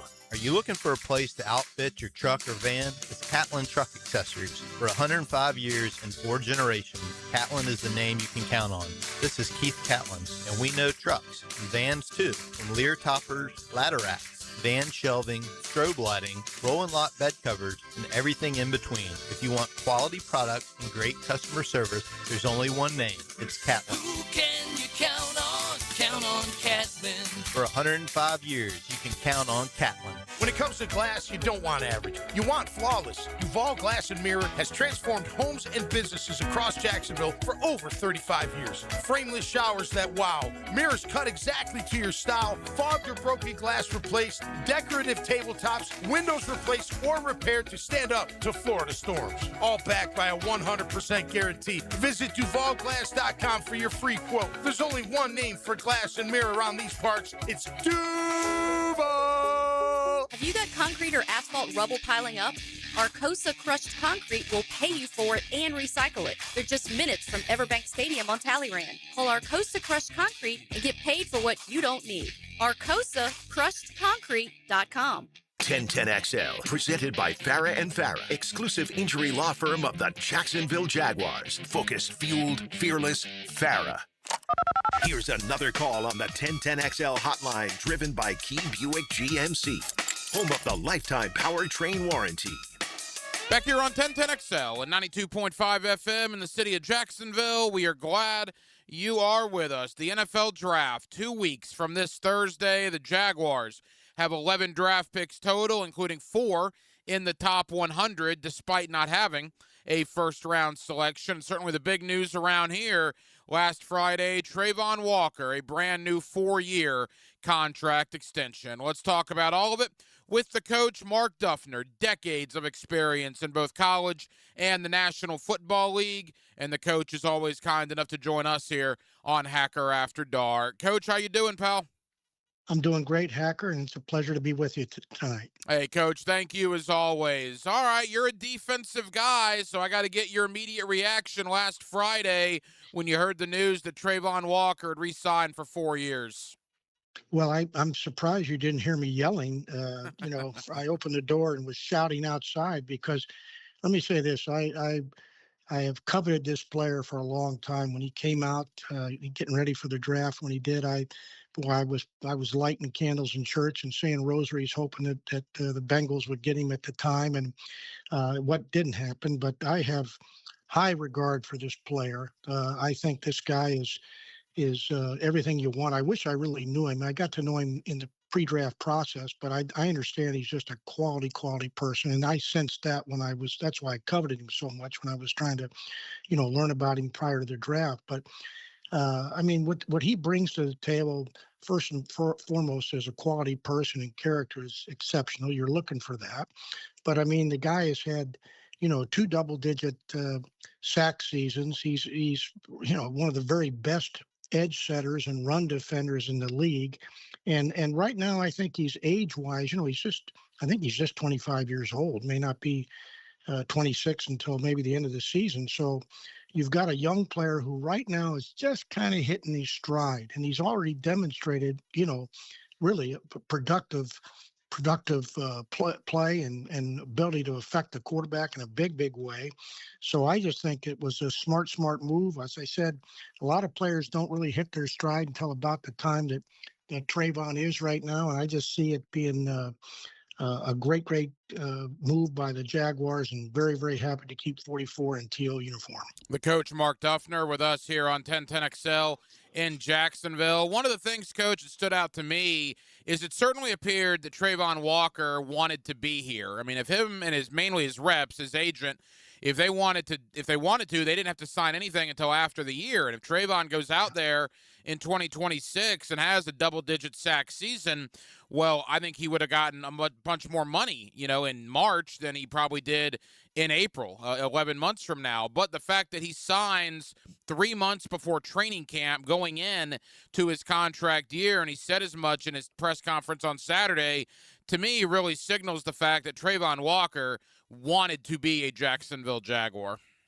Well, there's no question about that, Hacker, and that's part of the whole picture here. This guy is a first-class, high-quality, high-character guy that has, I think, really limitless ability. I mean, I still think he's ascending as a player. We haven't seen the best of this guy, Travon Walker, yet, and that's why I think, good Lord, thank God that the good Lord, awarded this over the Easter season that Travon elected to stay in Jacksonville and make this kind of a move, because it is I think, like you just said, I think it's going to be, when you look at the whole picture, a cost-saving move for the Jaguars, but again, a really team-oriented move and decision by Travon. I mean, again, I like how the team has got 2 edge rushers that they've paid, that they've got, in position. Now, that doesn't mean we don't still go after another edge rusher perhaps in this draft, because, again, affecting the quarterback is a critical component of the game. But what this young man brings to the table as not only an edge player, but he's got the versatility to be a factor inside, especially in the rush game, but plays run like he does, is a team guy, played hurt during the course of this past season at times with the left wrist and so forth. I just feel like, I'm just pleased that this happened and excited for the future for this player with the Jaguars. Now, Coach, when you look at the overall defense so far this offseason, some attrition, right? I mean, obviously, Dewey Wingard's gone. Greg Newsome's gone. A lot of veterans look like they will not return, like Emmanuel Ogba, Austin Johnson, Dewan Smoot. Before we get to the big one in Devin Lloyd, and I want to talk about that in depth, as far as Wingard and Newsome, do you miss those guys moving forward, or do you believe the Jaguars can find replacements for them? Well, I certainly had high regard and respect for Dewey Wingard. I liked what I saw as a player and a person and what he brought to the ball club. I think he brought not only productive play on the field, but certainly the proper attitude in the practice and in the building and the meetings and so forth. So I think that type of guy is who we want. That's who they look for. I think he's a model of the type of player, as is Travon, that you want in the Jaguars organization. So I think we will miss him. Newsome, I thought, came in and filled the role that he did. But I would just say to you that the moves that we did, number one, re-signing, Buster Brown, who I think was a heck of a corner, and I look forward to seeing him. He had a season where he really was ranked as one of the top-rated corners in terms of zone coverage, which we tend to play a lot. Had a productive year with the 2 interceptions and led the team, I think, in passes broken up. And then Dennis Gardeck, another signee that they did, I think was excellent. A guy that brings versatility to the defense. Had a productive year with 6 tackles for loss. I think he had a number of, maybe 9 quarterback hits, and then, by the way, was an 11 tackle special teams player. So also had a 4-time captain rank when he was with Arizona. So 2 real good signees coming back. I think, too, that's at least on the defense. And then I think what they did with Cole Van Lannon, getting Anton Harrison, a lot of good moves to keep, I think, key and quality players on the team. And I look forward to seeing hopefully some more moves, probably with maybe the tight end, Brenton Strange, for sure. I think he was a very key contributor this past season, and I hope they'll do something with our receiver, Parker Washington. So there's, when you have good players, what I really like and wish I had the privilege to be part of a lot of times in my career was you've got a lot of good players and you're keeping a lot of good players. And the attitude in that building right now is these guys want to be in Jacksonville. They want to be a part of this building program right now, one that's, kind of got success all written all over it. And so I think the atmosphere, I think the attitude right now down at the stadium and in the organization is excellent, and one that's going to attract a lot of people. Couple of more for the coach, Mark Duffner, with us here on Hacker After Dark. Of course, decades of experience on the defensive side of the ball, coaching ranks in the National Football League. Coach, before we get to Devin Lloyd and his departure, you mentioned Monteric Brown. When you combine him with Travis Hunter, Jordan Lewis, and Jarian Jones, but with the knowledge, Coach, that Lewis and Hunter both had season-ending surgeries, Hunter on his knee, Lewis on his foot. We hope they'll be 100%, but you never really know until you can see it, in August and September. Are you confident with what the Jaguars have at corner right now, or do they need to address that in the draft? Well, I am confident with it. I liked what I saw out of Jordan Lewis. I certainly liked what I saw, in terms of our rookie and what I think he was going to bring right now. So, I mean, yeah, I like a lot what I see. Buster, I really, really like. So I'm saying to you that, yeah, I like what's going on as far as that group. I mean, when I watched Jordan Lewis last year, I was just, pinching myself again saying, boy, I wish we'd have had him in the past, where I've been and, what he brought from both his play, his production, and his leadership. And so, yeah, but I would also add to you always corner position is always one you can't have enough good ones. And if we're able to make a move or a selection that enhances that group in the draft, then that'd be great too. But I think that Coach Perkins, Anthony Perkins, and the other secondary coaches should be pretty excited having that core back. Trayvon Walker and Devin Lloyd were drafted in the same draft. Walker gets the extension. Lloyd is now a Carolina Panther, so that leaves a void at linebacker. And look, linebacker is your bread and butter. You were linebackers coach, defensive coordinator for years on end in the National Football League, so you're the guy to ask. Is it Ventrell Miller? Is it Branson Combs? Is it Jack Kaiser? Or, Coach, is Devin Lloyd's replacement going to be drafted in a couple of weeks in Pittsburgh? Well, it's first of all, a great question. And I will say this to you, just watching Ventrell and Devin in the preseason, it was kind of you could almost flip a coin at that time in preseason camp, who you thought was going to be the guy and who you thought was going to be the most productive player out of the two. So let me just say at that time, I was highly impressed with what I saw from Ventrell Miller. And I'm looking forward to him continuing to emerge, as that door and that opportunity looks like it's going to be available for him to earn. I also like Ransom. I think, again, what I saw there, as a young player, a guy that's a very aggressive player. I like what I see there. But I also would submit to you that the linebacker core, especially on defense this year, I think the linebacker group, I think the defensive end group has got pretty good depth of players. And so again, depending on, what we decide at certain picks, I think there's going to be some selections that'll be attractive to us to enhance the linebacker group. I like I love Foye and what he brings. So, I mean, I think again, I'm jacked up with what I see from Ventrell. I like to see what these two younger guys can do. Kaiser, so I think there's good competition on the horizon there, and it certainly wouldn't hurt if we had a productive player through the draft. Final moments with the coach, Mark Duffner. All right, Coach, from a coordinator, a position coach, you've done it all in the National Football League. 2 weeks out from the draft, what's life like now for defensive coordinators, for linebacker coaches? How many draft meetings are there? Are you getting together with the scouts? Are you meeting with the head coach? Kind of take us inside that part of it 2 weeks out from the draft. Well, I think what you can feel right now, and I think what's probably going on, I think the coaches are probably this week going through their write-ups. In other words, the evaluations that they've made of draftable and non-draftable players by position. So how they rank the players at their position.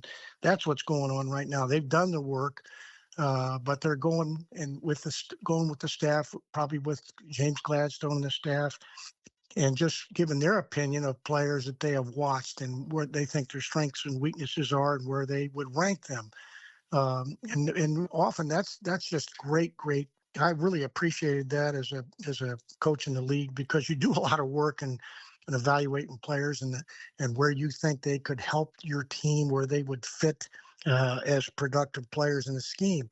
So that's I think likely going on. And then also the staff offensively and defensively are ranking players that they like regardless of position, who they think in the draft overall. They meet collectively and put together a list of who we really think, again, if we had the privilege to take them, will really help our squad. So there's a lot of that going on this week in terms of both position rankings, position evaluations and descriptions, and then staff, want, preferred lists, people that they would really want. And then you'll see towards the end of this week and early next week where you'll see there'll be the mock drafts going on where the teams will start to sort through numerous situations where you'll go through a 3 or 4 or 5 round draft and have different players and different coaches and staff members simulate other teams and go through the actual draft process.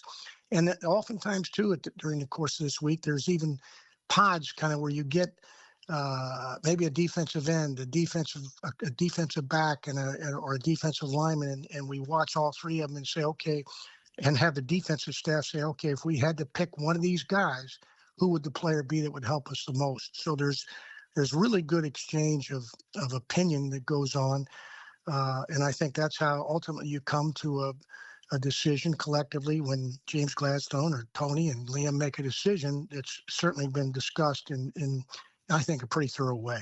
Final question, Coach. You got me curious. When you were a defensive coordinator, did you ever pound the table for somebody? Did you ever go to the coach or the GM and say, listen, we got to get this guy? Oh, absolutely. I can share with you that during the early preparation of the draft, when I was looking at players, when I saw a guy that, I used to kind of call it a 50-footer. If you watch 50 feet of tape and it's a no-brainer, I went right upstairs and to either the GM or to even the owner at times and said, look, if we get an opportunity to take, Ryan Green, we're going to take this guy. I mean, this guy is just tremendous, and then when we got into the actual discussions, when I was, you get enthusiastic about players, and sometimes I may have gotten too tight or too close with them. I just had a feeling that they were really, really special.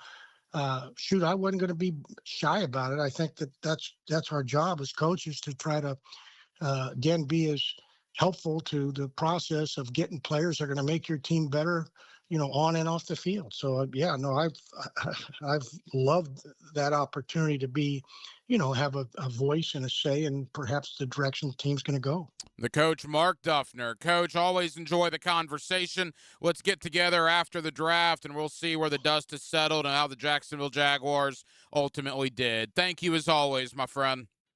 Thank you, Hacker. I appreciate it very much.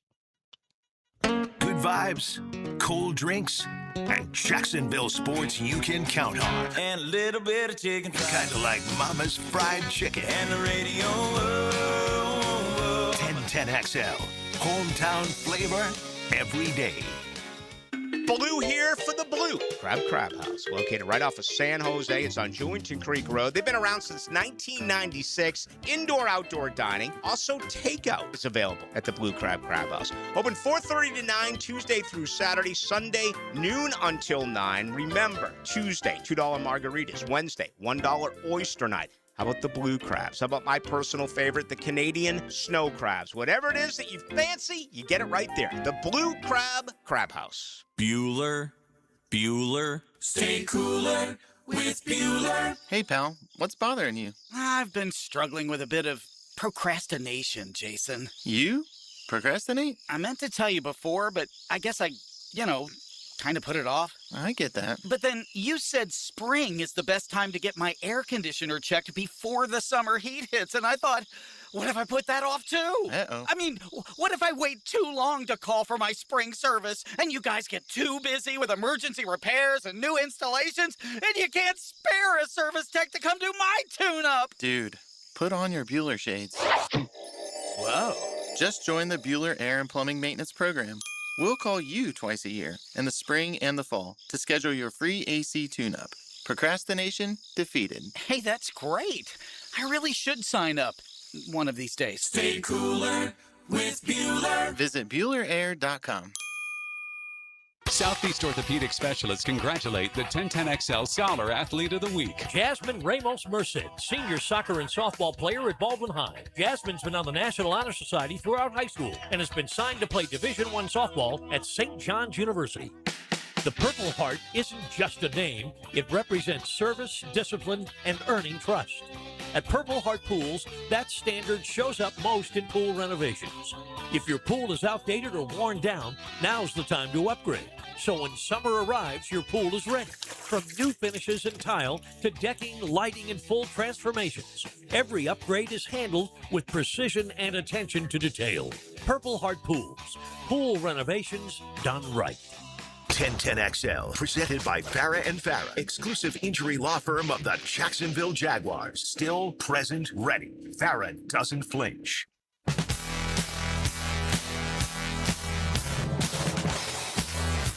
This is Hacker After Dark on 1010XL. Top of the 8th in Tallahassee, Florida and Florida State. The Gators up 4-1, I believe, looking for the sweep for the season. Florida's already taken the first two from Florida State, and they have a 4-1 lead, top 8 between the Gators and the Noles, and that would be a nice little bow in the cap there for Florida to get the season sweep of the Noles and take the last one here in Tallahassee. Speaking of Florida, one of our guys in Gainesville, Andrew Spivey, GatorCountry.com.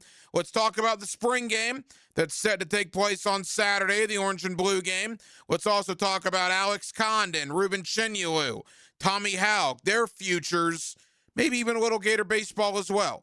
Andrew Spivey of GatorCountry.com next, right here on Hacker After Dark. Can you crack the code? I'm sending you the code. 1010XL. Isolating his radio. 925. The clock is ticking. FM. Get all that? Next time you head into a Gate convenience store, look for Form Energy Drink, designed to provide energy, hydration, and focus straight from Dana White and AB, celebrating those who embrace grit, discipline, and resilience in their everyday lives.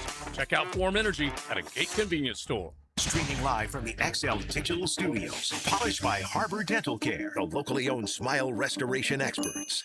All right, sports fans, Hicken here, and let's talk skin. Beaches Dermatology reminding you all to wear your sunscreen. Summer's almost here, gang, and that means more time outside. You're grabbing the clubs for your tea time. You're heading out to the boat. Just headed to the beach. Definitely bring the sunscreen. Hey, Mother's Day is coming up, so get your lady a gift card for some skin care. We know women love their skin. Beaches Dermatology, give them a call. I've been seeing them for years, and my skin thanks me for it. Call today online at beachesdermatology.com. Looking for an exciting, fun-filled evening the whole group can enjoy? Welcome to indoor football. Welcome to the Jacksonville Sharks. Discover the thrill of the indoor league. Fast-paced, action-packed, and it's family fun. Be there when your Sharks take on the Orlando Pirates Friday, April 17th at the VyStar Veterans Memorial Arena. Kickoff, 7 o'clock. Halftime performance by the world-famous Disconnected Canines. Ask about our family four-packs. 4 tickets and $50 in food vouchers, all for only $100. There's no better value. Get your tickets now at jacksharks.com or call 904-621-0700. It's country night presented by Roland Reese Plumbing. Dust off your boots, throw on your camo, get ready for a night full of football fun and great music. Join us on the field after the game for our free autograph session, sponsored by Flight Adventure Park. Tickets start at $15. Call 904-621-0700. That's 621-0700. Sharks football, where memories are made. Go Sharks! spins up. Have you or someone you care about been arrested or had their driver's license taken away? I'm Susan Cohen, and I work with David Robbins at the law firm of Epstein & Robbins. We are experienced fighters for those charged with DUI and all criminal offenses. I've been named the best DUI attorney in the state, and David has been named the best criminal defense lawyer in Jacksonville. In your battle with the justice system, there is only one thing you need to know.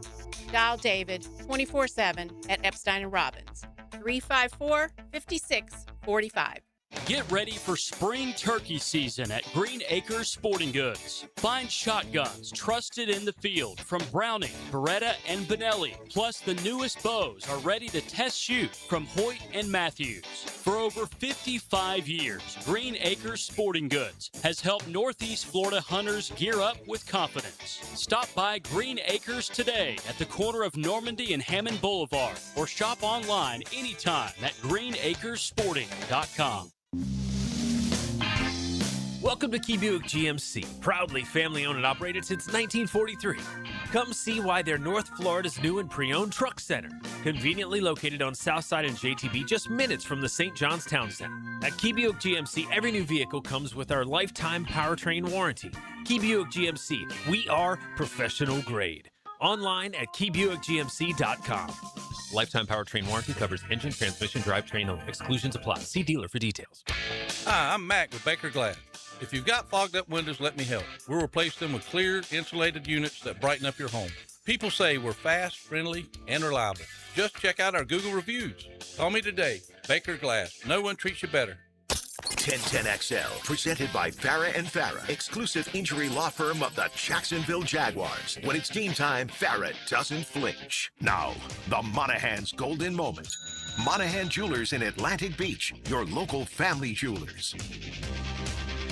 Back here on 1010XL and 92.5 FM in the city of Jacksonville. We are glad you are with us. The Orange and Blue game comes up this Saturday as John Sumrall ends his first spring on the job. How much of a quarterback competition is there between Aaron Philo and Jacksonville's own Tramel Jones? We'll certainly talk about that. And the basketball team will put a final bow on the season. Obviously, a lot of awards being handed out, including Ruben Chinyelu, the Naismith National Defensive Player of the Year. And we're still waiting on word about the futures of Tommy Houck, Alex Condon, and Ruben Chinyelu. Let's talk about all of it with Andrew Spivey of GatorCountry.com. He's always kind enough to join us here on 1010XL. Andrew, how we doing? I'm doing good, buddy. Thanks for having me on. Hey, Andrew, appreciate you as always, man. Let's begin with football. Saturday, the Orange and Blue game ends the first spring for John Sumrall. From a mile-high view, how would you assess the work that got done this spring practice? Yeah, I mean, I think the energy is different, and I know that's cliche to say because it happened, we kind of say that no matter who's the new coach. It's, the culture's changed. Obviously when Billy came, it was, the parking, the living, and that kind of stuff has changed. But, I would say that what's different is the energy on the field, the competitiveness on the field.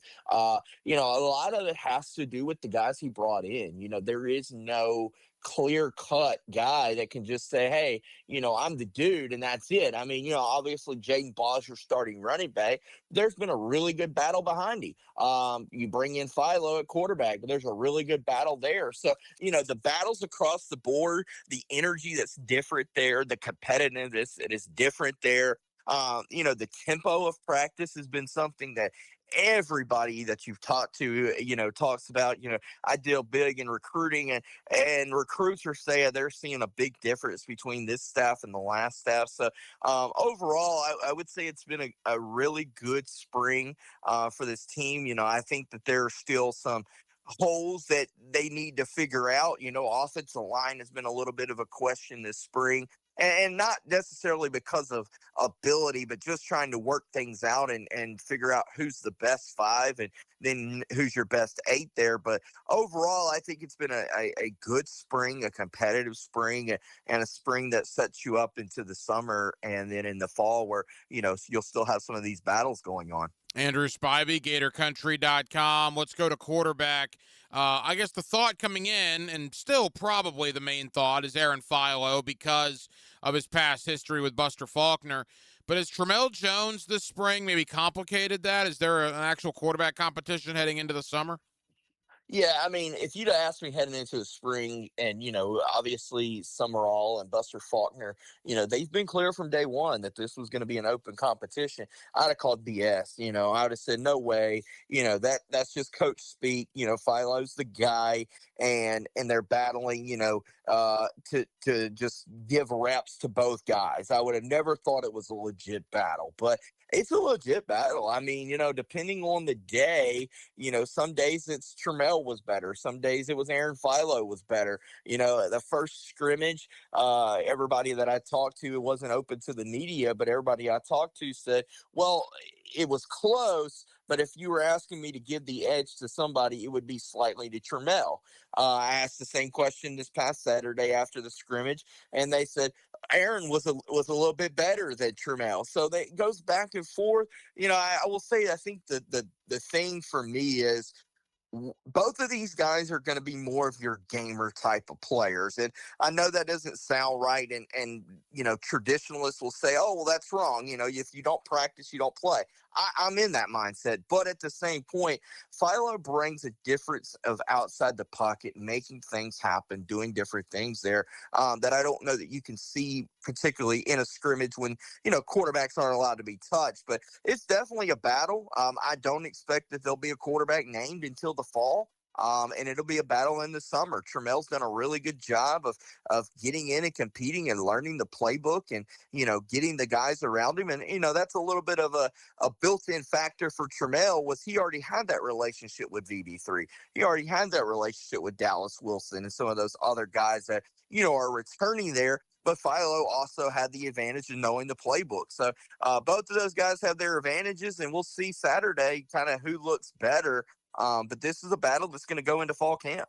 Outside of quarterback, are there any other, real heated position battles that fans need to keep their eye on Saturday and heading into the summer months? No, I mean, I think there is still a battle on that offensive line of who's going to be, the starting five there. A lot of battles there. TJ Shanahan is trying to battle in there with Najee Harris and those guys there. Harrison Moore is battling Jason Zamalo from the transfer from USC at center there a little bit. And then at backup at running back is a position that I think is a battle that, we're not talking about, but it's a big battle because there are some really good backs behind Jaden Baugh. I mean, Evan Pryor is a really good back that they brought in, but Byron Lewis and Duke Clark are two guys as well that, did well last season when they had that opportunity. Byron Lewis was a really good running back coming out of high school, just had some injuries, and that's why he wasn't rated as high, but a really good player. And so both of those guys, or all three of those guys, had really good scrimmages on Saturday. I think that's a battle to kind of look at to say, okay, well, who's going to really, step up to be that guy there? On the defensive side of the ball, a couple guys that, I think are battling for spots is Ben Hanks is in there. Dejon Johnson and Kermani McClain are all battling for those two, starting cornerback spots there. And both of those guys, or all three of those guys, have had really good springs as well. So those are battles. And, I will say that even at the receiver position, Dallas Wilson's not playing right now. So somebody is going to be left out when he comes back if he's able to step in. So who's going to be that guy? I mean, Bailey Stockton's had an incredible spring. I mean, just a guy that does it all. Eric Singleton, we all know his ability and what he can do. VB3 continues to show out a lot there. So, there's a battle there as well. And I think that's the biggest thing is it's not so much these guys just have their guys cemented. It's a lot of battles across the board, and competition breeds a lot of good success. Couple more for Andrew Spivey of GatorCountry.com. The Orange and Blue game comes up this Saturday, finishing off John Summerall's first spring in Gainesville. Speaking of the game, Andrew, what can fans look forward to? What are your expectations for the spring game on Saturday? Yeah, I mean, I'm expecting it to be a competitive game. I mean, John Summerall is not a guy who's just going to run out there and have a full-on practice. That's not who he is. First of all, he understands the fan base. He understands what the fans want, and that's to see a competitive game out there. Also, he understands that he needs the guys to battle and compete and get that intensity and that competition level up there. So, I expect him to do some things to get the fans excited, to have some big plays there, but I also don't expect him to, be the Billy Napier or the Dan Mullen type where they have former players running out there and, making a mockery of the game as well, because that's not what John Summerall's about. He's about, being traditionalist with the game and respecting the game. So I just expect it to be a game that is high intensity, high energy with a lot of competition there. You do a terrific job covering recruiting among your many other duties. And I don't know if Florida's going to land any of these guys, but when I'm on social media, Andrew, I see Florida involved with this 4-star and that 4-star and this 5-star, maybe more so than I've seen them involved with the higher profile guys in a couple of years. What's the chances of Summerall getting any of these big name guys? Yeah, I mean, pay attention this week. I mean, this week has the potential to be massive. I mean, there are some guys, and particularly on the offensive line, and that's a lot to do with Summerall, and that's a lot to do with Phil Trotline. The number of guys Phil Trotline has you in on as Florida fans is insane. I mean, when you look at Maxwell Hillard, 5-star offensive lineman, one of the best offensive linemen in the country, all the way up in Delaware. Florida is the heads-on favorite to land him. You look at some of these other guys, Peyton Miller out of Texas, Terrence Smith, out of Pennsylvania, Leighton Van Brunt from Pennsylvania. These guys that are just guys that are all over the country, up north, out west. You have California, Colorado guys that he's in the mix for on the offensive line. This has the possibility to be the best offensive line class Florida has had in a long time, maybe even since the Pouncey's were around. Just his ability to attract offensive lineman is insane. And, when you talk to recruits, I was actually working on a recruiting story before we got on the air here, and an offensive lineman said Phil Trotline's always been one of the best. Now he's at home at his alma mater, and he's bound and determined to win a national championship. That speaks volumes. And then you go to the overwhelming, the whole picture of things. Florida's in the mix to land a quarterback in David Davidson, who's one of the top quarterbacks in the country. Some of these receivers that they're in the mix for, and defensive linemen they're in the mix for. This has the potential to be a really, really good class of 4- and 5-star guys. With a handful of 3-star guys, they're going to go out and land some of those guys as well. But it has a chance to be a top 5, top 10 class without a shadow of a doubt, just because of the energy and this coaching staff as well. Off the field guys as well. You brought in Drew Hughes, who's been very successful as the recruiting guy. You brought in David Caldwell and the GM. Those guys have done a really good job of making this recruiting class good, and then the energy of the staff has just sold it. I want to end with basketball, but you piqued my interest, and you've done this for so long, covering recruiting over there at Gator Country. You're the guy to ask. A guy like Phil Trotline, we always hear about he's a great recruiter. You just talked about it. What makes a great recruiter? Why is Phil Trotline so good at what he does? Persistent. I say the best recruiter is the recruiter who never quits, who never sleeps, and is consistent. If you're consistent in your approach, and it can't be one of those every other times. And, I hate to call out Dan Mullen, but I'll use Dan Mullen for an example. Dan Mullen wanted to recruit when it was cool for him to recruit. That doesn't work. When you're a 16, 17, 18-year-old kid, you want to know who loves you. And you want to know who's recruiting you the hardest, who's checking in with you, who's being real with you. And just that those guys will always win because other guys are always going to prop them up. They're going to ask their buddy, "Hey, what do you think about Coach Troutline?" "Oh, he's constantly calling me. He's constantly this." He never takes a day off there. And there's no stone unturned from him. The pride he brings with it, I mean, he's told guys in this recruiting class, for instance, he wanted to go out and get the best offensive line to win a championship for his school. And I think that is the biggest thing is coaches take recruiting for granted. It is a relationship game. Obviously NIL is big, but you're not even getting in the NIL game if you're not winning the relationship battle. And I know it sounds cliche, but it is the truth. The best recruiters are the guys who recruit daily all the time and are real. You got to turn the coach hat off and be a person when you're recruiting guys. Andrew Spivey of Gator Country. Andrew, final question. Tommy Houck, Alex Condon, Ruben Chinulu. We still do not have word yet on their futures. I guess you could even throw Handlogden in there. I hear he's trying to get another year of eligibility. We know about the backcourt. Almost everybody's coming back that can come back. What about the front court? What's the vibes in Gainesville telling you? Yeah, I think Handlogden is gone. I think Tommy Houck will be going to the draft, and rightfully so. I mean, you see some of these mock drafts, and they have him back in the top 10, top 15 guy. I mean, that's game-changing money there. I mean, that's life-changing money, and Tommy Houck's done everything he can do. I mean, he had an incredible season. The productivity he went from last year to this year, and I think at times this year he was the leader of the team. I mean, there were games when nobody else could do anything, and Tommy Houck was the guy that had to do it all. And I think he's earned this right and earned this ability to go into the draft and be a high draft pick. The other two guys in Condon and Big Ruben, I think both of those guys return. Condon's already tested the waters twice, so can't do that again. So I expect he will come back. I mean, it's a thing with him where he's going to be back half of the draft if he's drafted. Come back.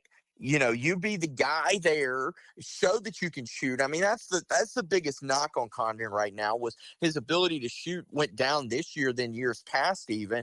Come back, show you can make that three-point shot and be that stretch 4, even stretch 5 in the league that is now necessary to be that in the league. So come back and do that, and then you go next year and maybe you do a Tommy Houck and you're a top 15, top 20 guy depending on where it is. So I think he'll be back. And then Ruben, I think Ruben may test it a little bit, but I think ultimately he comes back as well. And a lot of it is, what's Ruben Chinulu's, end goal in the league?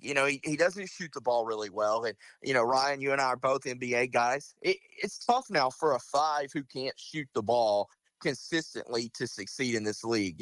You have a few guys, Clint Capella, Mitchell Robinson, those guys that are just true defensive guys, Jalen Duran from Detroit as well. But those are, a dime a dozen. They're not very many of them out there. And so what do you do? And I think if Ruben can come back, improve his shot even more, it got better this year as well. If he can come back and do that, then maybe he ends up being a pick sometime next year because defensively, I mean, he's the best in the country, defensive player of the year. I think he comes back as well and they make a run for that national title again. And again, if I was picking one of the two, I would say Chinulu is a greater chance he leaves than Alex Condon. And I'll tell you this, too. If Condon and Chinulu both come back, and if they both come back and have good years next year, we're having the conversation about where they are in, all-time Gator rankings among big men. I mean, particularly Condon, but Chinulu as well, with the longevity they both would have had at that point and what they've accomplished. We're getting into some rarefied air if both Condon and Chinulu come back. Think about the numbers Chinulu can just break historically at Florida next year. I mean, he already had a record-breaking year this year.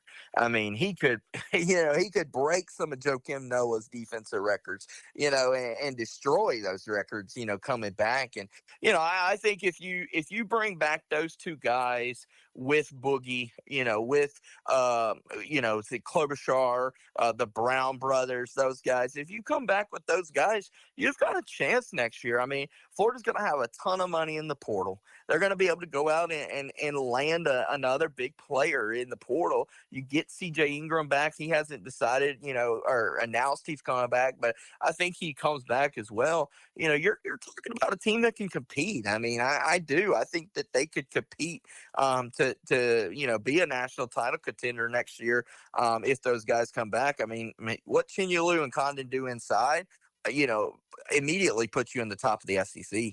Andrew Spivey, GatorCountry.com. Andrew, I know you're busy, man. Thank you as always. We'll do it again soon, pal. Absolutely, buddy. Take care. And thank you to Andrew Spivey, GatorCountry.com, for joining us tonight here on Hacker After Dark as the Orange and Blue game comes up this Saturday down in Gainesville. We certainly talked about that. The quarterback competition appears to be a real thing, right, between Aaron Philo and Mandarin's own Tramel Jones from right here in Jacksonville. I think most people still probably anticipate Philo winning the job. Of course, Philo came with new offensive coordinator Buster Faulkner from Georgia Tech, but Tramel Jones has made it interesting this spring, and it'll be curious to see what happens, obviously, into the summer and then when we get into fall camp. But year number one for spring football for John Summerall down at the University of Florida will wrap up Saturday afternoon with the Orange and Blue game. So we certainly spent some time on that. We spent some time on the national championship game last night. Congratulations to Michigan. And now, just like that, snap of a finger, the one season ends and the transfer portal is officially open in college basketball, I believe, for the next 2 weeks. So it'll be an absolute free-for-all, as it normally is when it comes to the portal and college hoops. And, of course, this time of year, we never get too far away from the Jacksonville Jaguars. In fact, speaking of the NFL, you had like 10 teams report for off-season workouts today. Every team with a first-year head coach. So, I mean, who is that? Tennessee, Miami, Arizona, Las Vegas, the Ravens, the Giants, so forth and so on. Any team with a first-year head coach is in for off-season workouts. The Jaguars will report on April 20th, but the off-season, or at least the downtime for a lot of these teams, is beginning to end as off-season workouts have begun for almost a third of the teams in the National Football League. So that'll just about do it, man. Very, very busy Tuesday night edition of Hacker After Dark. We certainly appreciate you guys hanging out with us here on 1010XL and on 92.5 FM, and we have a ton of people to thank. Again, my buddy Andrew Spivey, GatorCountry.com. He's certainly one of our guys in Gainesville, and we always appreciate the conversation with Andrew. Thank you to the coach, Mark Duffner, 50 years coaching experience in both college and the National Football League. We spent some time with Coach Duffner talking about the Trayvon Walker extension, spent some time with him on the draft. Coach was a defensive coordinator, a linebackers coach, you name it, for decades in the NFL. It was interesting, his perspective on kind of what goes on now, 2 weeks away from the draft. If you're a coordinator, if you're a position coach, the meetings you're having, the mock draft run-throughs, the meetings with the GM and the scouts and everything. So we really appreciate Coach Duffner giving us that perspective tonight. And also Joe DeLeon, A2ZSports.com, one of our guys when it comes to the draft this time of year. We certainly appreciate Joe taking time out with us to break down really the defensive class in this year's draft, because I think of the 11 Jaguar draft picks, it's going to be pretty heavily focused on the defensive side of the football. Aaron Williams was your producer tonight. Aaron, great job as always. I'm the hacker, Ryan Green.